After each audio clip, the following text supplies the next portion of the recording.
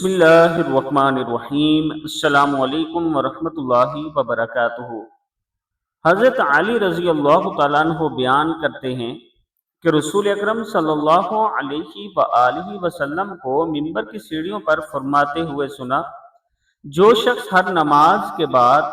آیت الکرسی پڑھتا ہے تو اس کے دخول جنت سے صرف موت روکے ہوئے ہے، اور جو شخص سونے سے پہلے اپنے بستر پر لیٹتے وقت اسے پڑھتا ہے تو اللہ تعالیٰ اس کے گھر کو، اس کے پڑوسیوں کے گھر کو اور اس کے آس پاس کے گھر والوں کو امن عطا فرماتا ہے۔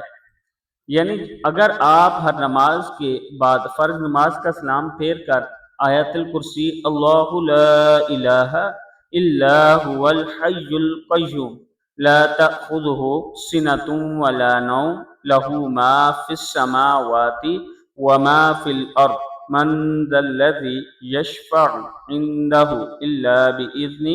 یعلم ما بین ایدیہم وما خلفہم ولا يحيطون بشيء من علمه إلا بما شاء وسع كرسيه السماوات والأرض ولا يؤوده حفظهما وهو العلي العظيم۔ یہ پڑھتا ہے ہر نماز کے بعد،